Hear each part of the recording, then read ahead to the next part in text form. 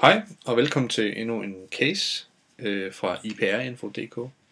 I den her, der vil vi gennemgå de ting, som man bør overveje, når man starter sit eget tøjmærke. Det kan være en produktion af t-shirts, det kan være trøjer, det kan være træningstøj, det kan være hvad som helst. Og i den her video, der kommer vi ind på varemærker, designbeskyttelse og ophavsret, især første og sidste.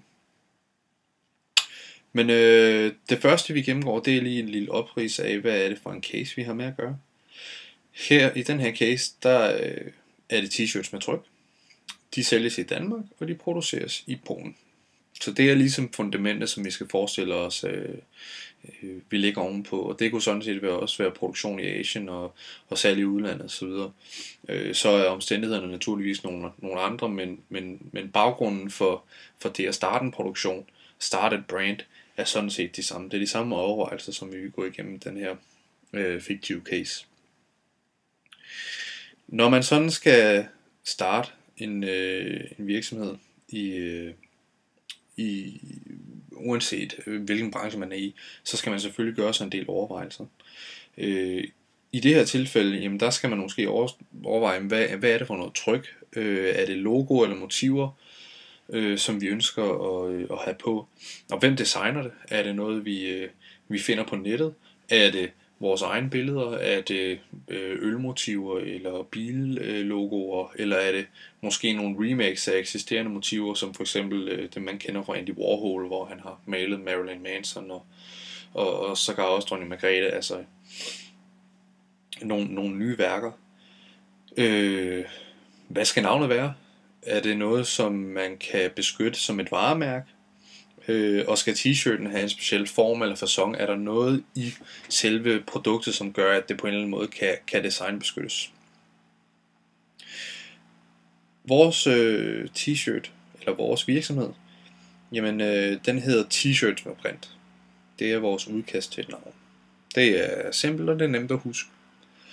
Motiverne, det er øllogoer fra hele verden. Nogle af dem bliver malet af en kammerat, der er dygtig kunstnerisk.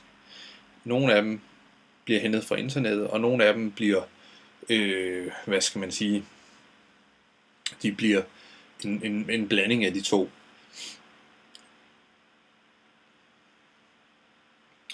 Det første vi tænker over, det er selvfølgelig, hvordan lægger vi rent legalt eller i forhold til vores intellektuelle ejendomsret, vores IPR-status. Og det første, der springer i øjnene, det er jo navnet på virksomheden. Kan jeg beskytte det? Er der nogen måde, hvorpå jeg kan forhindre folk i at tage det samme navn? Så er der motiverne på t-shirtsene. Må jeg trykke dem? Og i så fald, hvordan forhindrer jeg, at folk stjæler dem? Og så er der selvfølgelig noget med produktionen. Hvordan forhindrer jeg, når jeg producerer i Polen, at folk de bare kopierer dem og sælger dem videre til Sverige og Norge for eksempel.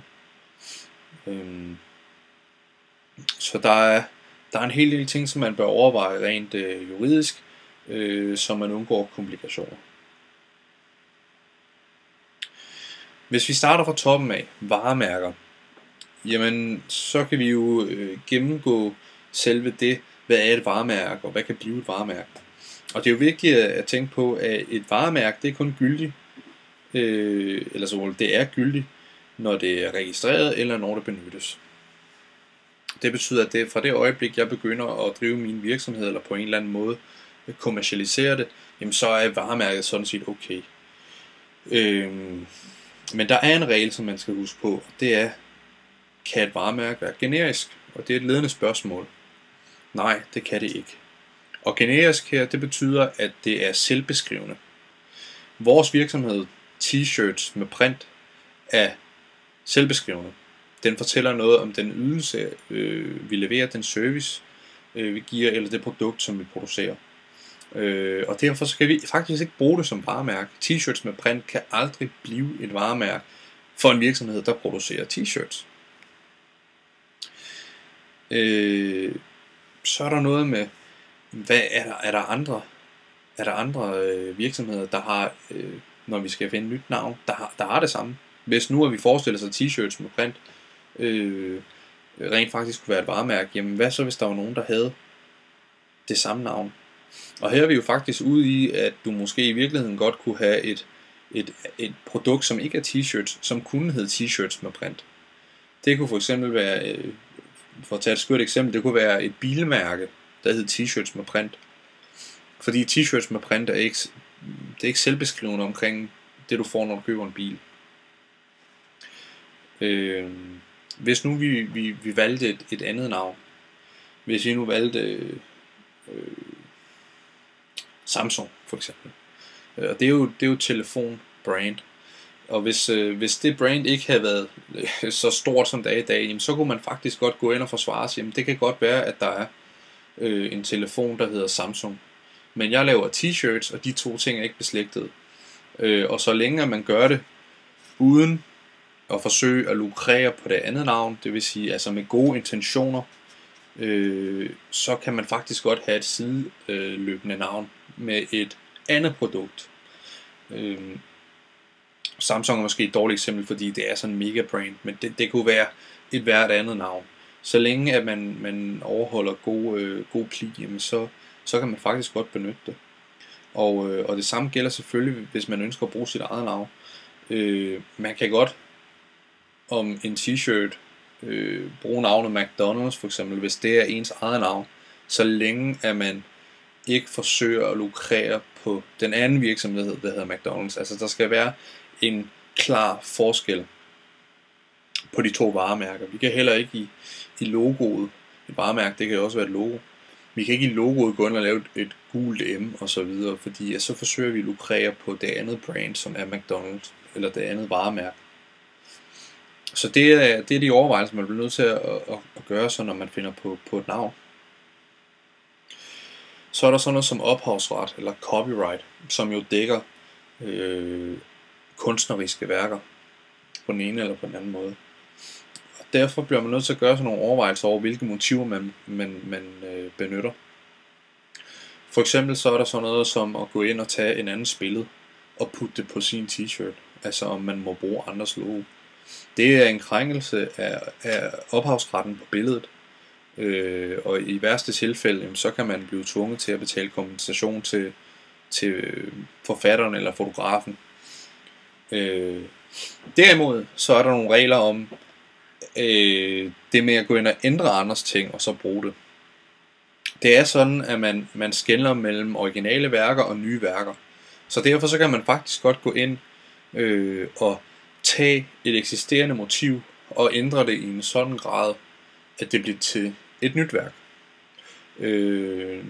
Men de grænser, de er så subjektive, at det er simpelthen svært. Du kan ikke lægge retningslinjer for, hvornår det er okay og hvornår det er forkert.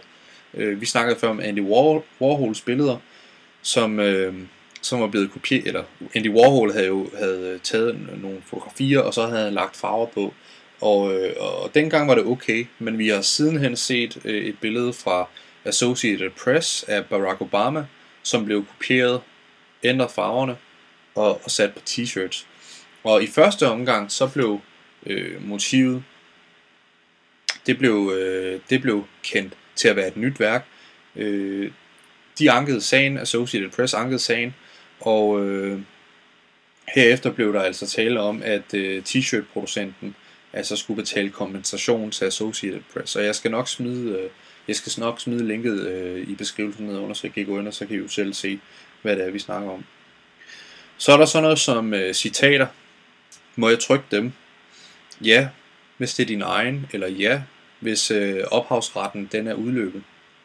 Du kan altså godt trykke Shakespeare på din t-shirt lige så meget du har lyst til, men du kan ikke gå ind og trykke Miley Cyrus' lyrik, eller Wiz Khalifa, eller Suspekt, eller nogen anden kunstner. Du kan ikke gå ind og trykke deres lyrik på din t-shirt, så længe der er ophavsret. Det er ulovligt.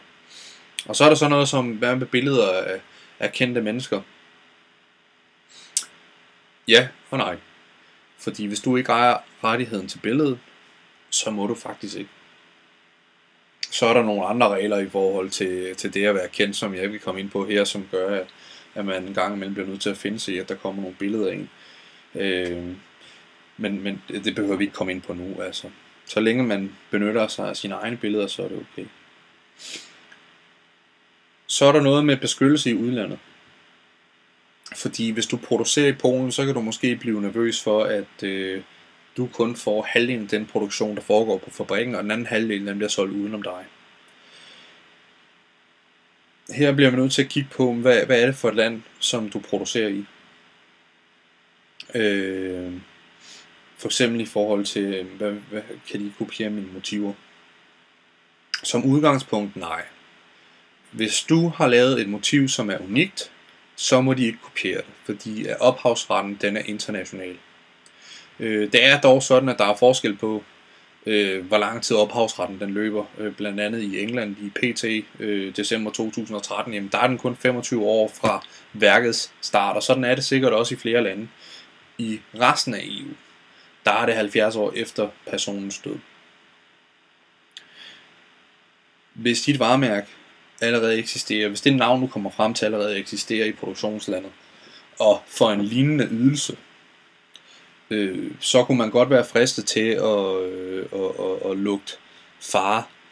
Men det er sådan, at så længe at du ikke går ud og på en eller anden måde kompromitterer deres varemærke, så er der faktisk ikke noget at være bange for.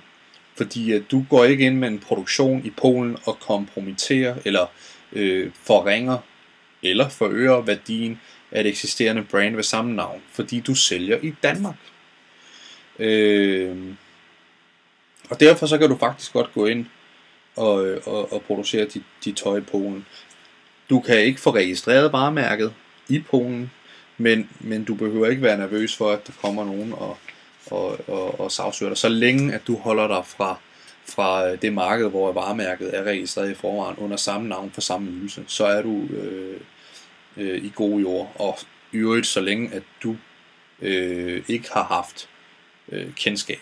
Og man kan sige, hvis du ikke er født og opvokset i Polen, eller har nogle tætte associationer dertil, så har du ikke nogen forudsætninger for at kende et polsk mærke. Og derfor så kan man godt gå ind og forsvare og sige, jamen, det her er ikke en krænkelse, fordi de har ikke bevidst gået ind og forsøgt at kopiere brandet, og derfor kan navnet godt være det samme. Og derfor, nu har vi faktisk snakket om det. Hvis du skal beskytte dit brand i udlandet, jamen så kan du, hvis du skal sælge i udlandet, registrere varemærket, og ellers så er du beskyttet af ophavsret. Og alt det kan du være rimelig sikker på, at det skal nok beskytte dig, i hvert fald inden for EU. Ja.